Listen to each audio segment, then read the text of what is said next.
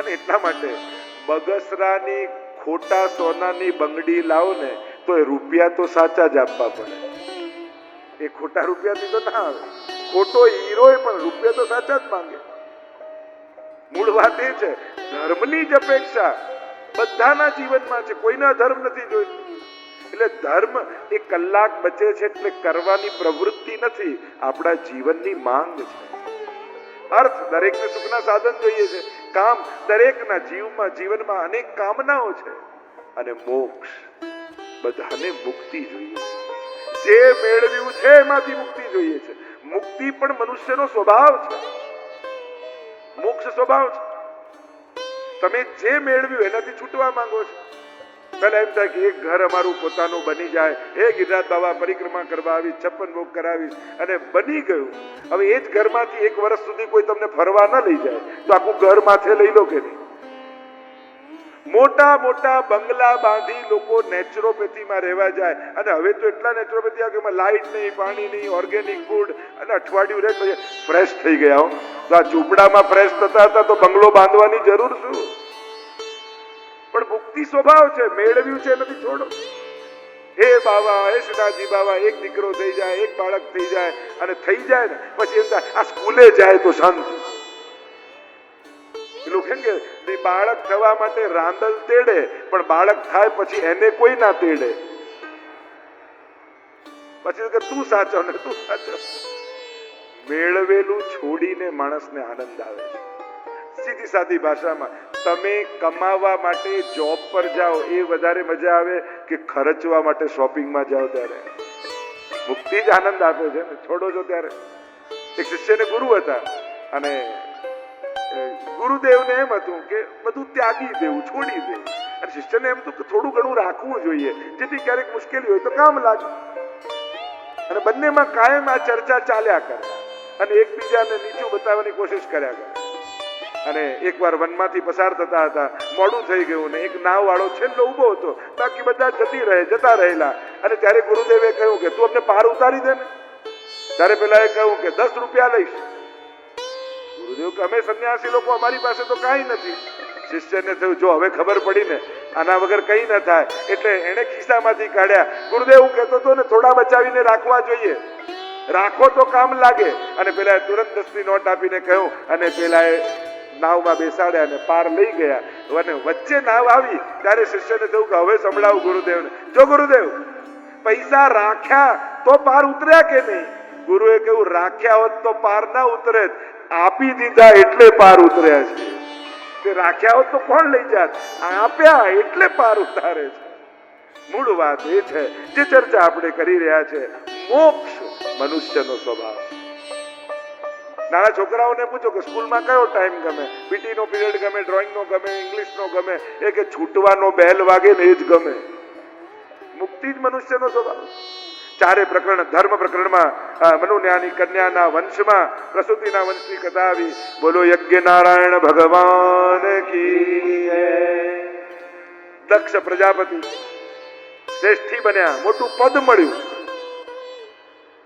ધર્મની 13 કન્યાઓના વર્ણન આવ્યા. 16 કન્યાઓની કથા આવી. 13 કન્યા પરણાવી ધર્મને.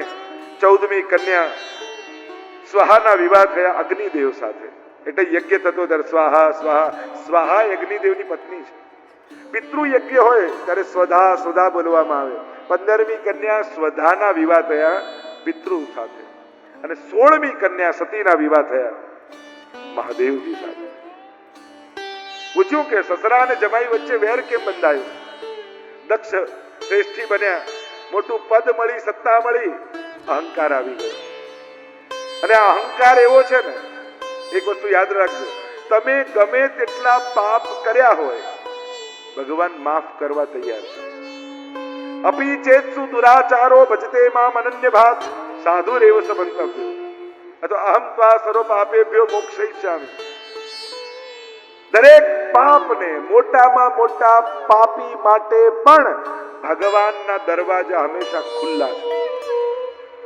જો આપણે ત્યાં તો મંદિરમાં પણ, હવેલીમાં પણ એવું ન કહેવાય દર્શન બંધ થઈ ગયા, આવું ન બોલાય. તેરો આવી ગયો. ભક્ત માટે ભગવાનના દરવાજા ક્યારે બંધ થતા નથી. શ્રીનાથજીના આપણે દ્વાર બંધ કરે તો એ ખુલ્લું રાખે.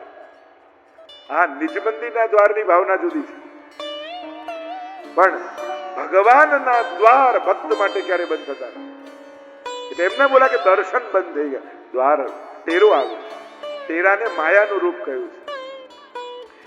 ગમે તેવો પાપી હોય એના માટે ભગવાનના દ્વાર બંધ થતા નથી, પણ અહંકારી માટે ભગવાન ક્યારે દ્વાર ખોલતો નથી. એટલે બીજા કોઈ અપરાધ થાય તો વાંધો નહીં, અહંકાર જીવનમાં ના આવે. અને અહંકાર એટલા બધા રૂપ લઈને આવે ને કે એને ઓળખી ન શકાય.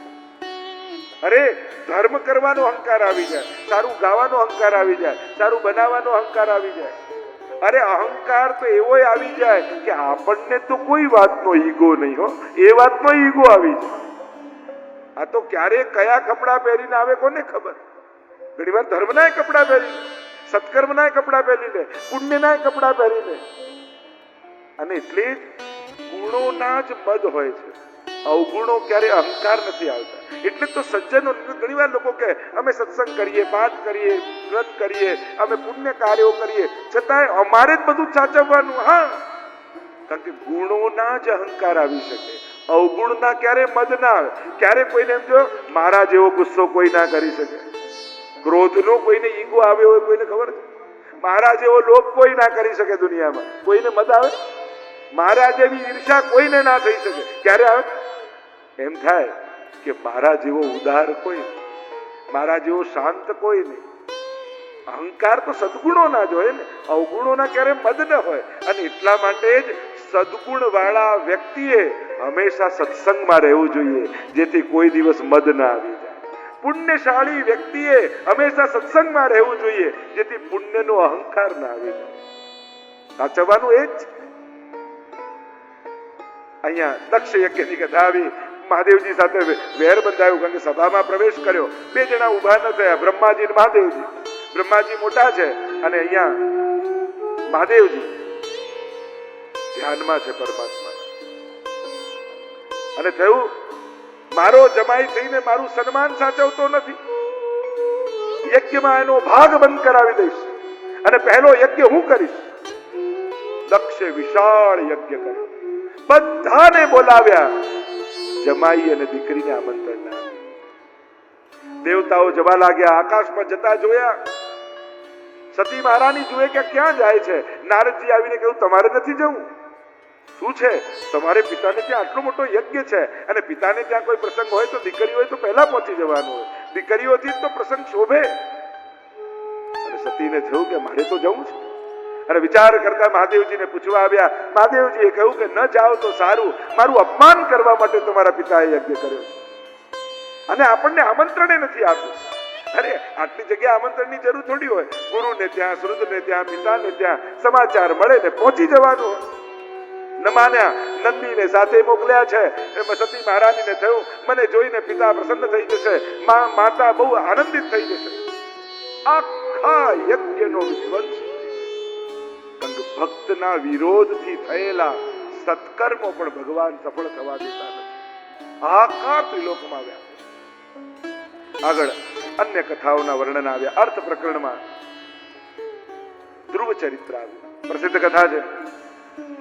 ઉત્તાનપાદ રાજા, બે રાણી सुरुचि ने सुनीति.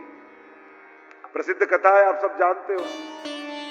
देखो आध्यात्मिक अर्थ क्या है? उत्तानपाद. प्रत्येक जन्म लेने वाला जीव वो उत्तानपाद है. मानस નો જન્મ થાય તો માથું નીચે પગ ઉપર હોય, જેના પગ ઉપર છે. અને જન્મ થાય તો બે રાણી આવે, બે વૃત્તિ આવે. સુરુચિનો માર્ગ, સુનીતિનો માર્ગ. ઉપનિષદની ભાષામાં કહું તો શ્રેયનો માર્ગ અને પ્રેયનો માર્ગ. અને દરેકને રુચિ વાલી હોય, નીતિ અમાની. દરેક રુચિ વાળાને ઉત્તમ જોઈએ, નવું શું, લેટેસ્ટ શું, સારું શું, એટલે એને પુત્ર છે ઉત્તમ. અને નીતિ વાળાને શાશ્વત જોઈએ, કે આજે તો છે કાયમ રહેશે કે નહીં. એને ધર્મ જોઈએ, એને નીતિ જોઈએ, એટલે એને પુત્ર છે ધ્રુવ. બંને બાળકો રમી રહ્યા હતા. ઉત્તમ ચાલતો ચાલતો કૂદકો મારીને પિતાના ખોળામાં બેસી ગયો. ધ્રુવે જોયું મારો ભાઈ બેઠો તો હું બેસું. અને જ્યાં પિતાની ગોદમાં ચડવા જાય, દોડતી સુરુચિ આવી, હાથ પકડ્યો ને ખેંચીને ફેંક્યો. દૂર જઈને ધ્રુવ પડ્યો.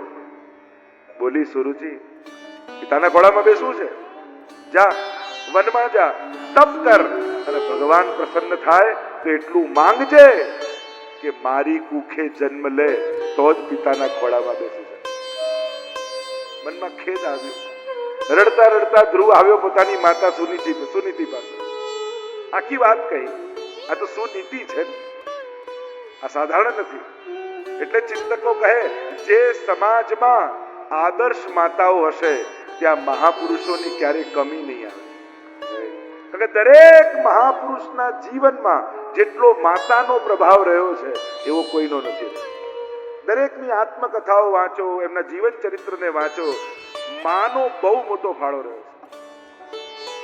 અહીંયા સુનીતિએ કહ્યું, બેટા હું તો તને એમ કહું છું કે તારી સાચી માં મારા કરતા પણ સુરુચિ વધારે. અરે ના, એને તો એમ કહ્યું જંગલમાં જા, તપ કર, ભગવાન મળ્યો. હા બેટા, આજ સુધી જે વાત મેં તને નથી કહી એ તારી માં સુરુચિએ કહી. બેટા બેસવું જ હોય તો એવા ખોળામાં ન બેસીશ જે આજે છે ને કાલે નહીં રહે. એવી ગોદમાં જઈને બેસ જ્યાંથી તને ક્યારે કોઈ ઊભો ન કરી શકે.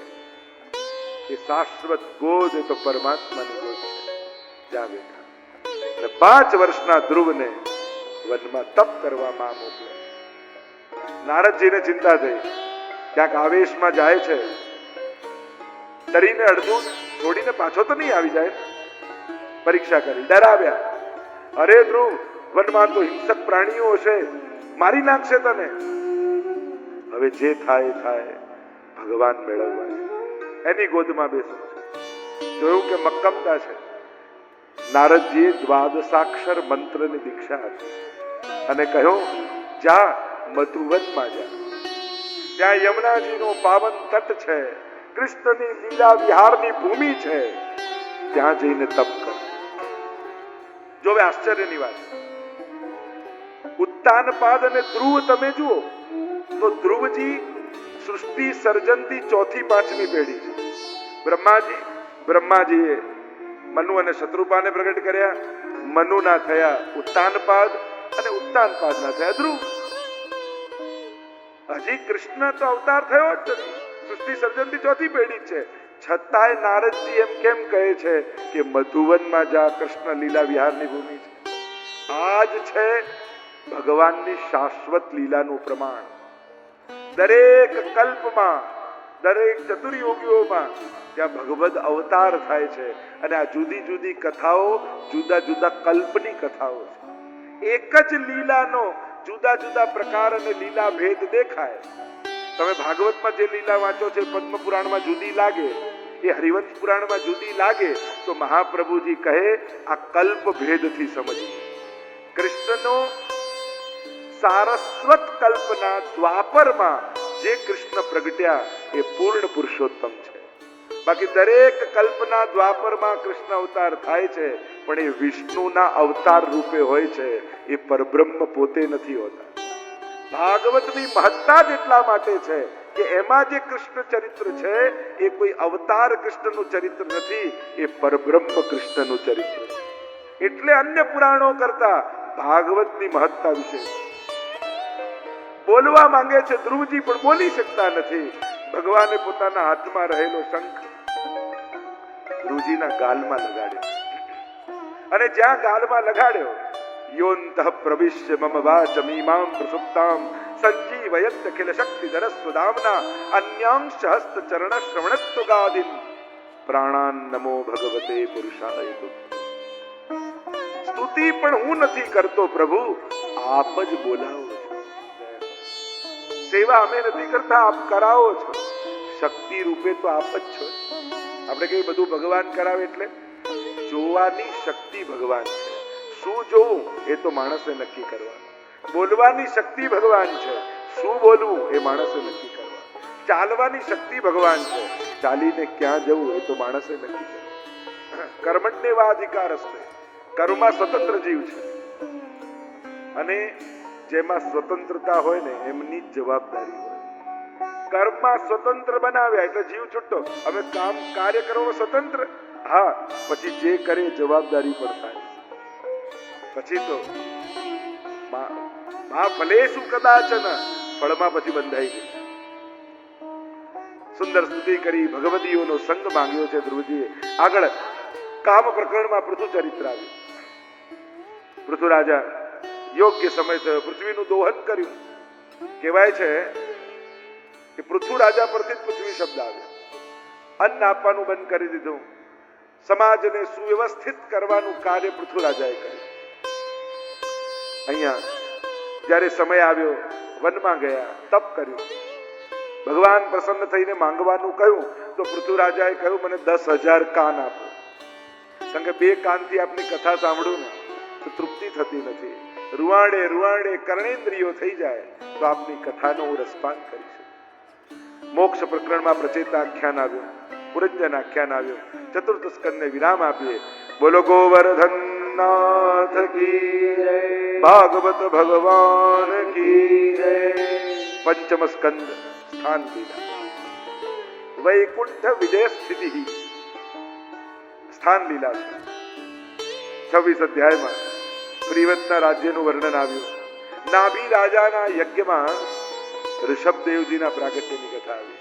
બોલીએ ઋષભદેવ ભગવાન કી જય. જૈન ધર્મના આદિનાથ જેમને કહીએ, જૈનની સાથે એમના વિવાદ થયા. એટલે વર્ષા બંધ કરી દીધું, તેમણે કૃત્રિમ વરસાદ કરાવ્યો. નવ યોગેશ્વર થયા એમના 100 પુત્રોમાંના. 9 ભરત રાજા થયા એમના પુત્ર. એકવાર બધા જ બાળકોને ભેગા કરી સુંદર ઉપદેશ આપતા કહ્યું, 83,99,999 યોની એ ભોગ યોનીઓ જ છે. એમાં ભોગવવાનું જ છે કર્મો. એક માનવ દેહ એવો છે જેમાં ભગવાનની ભક્તિ થઈ શકે. બડે ભાગ માનસ તન પાવા કેમ કહીએ છે? યોનિઓ તો ઘણી છે, પણ એ બધી કર્મોને ભોગવવાની યોની છે. એમાં કઈ કર્મ બાંધી નથી શકતા. એક માનવ યોની એવી છે જેમાં હરિની ભક્તિ કરી શકાય છે.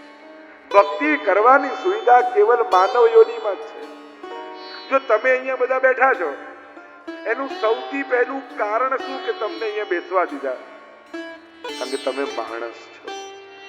બીજી કોઈ યોનીમાં હોત તો, અરે ભલે ગાય હોત કે 33 કોટી દેવતાનો વાસ આપણે કહીએ, તોય કોઈ અંદર આવવા દે? અહીંયા એટલા માટે છો કારણ કે તમે મનુષ્ય છો.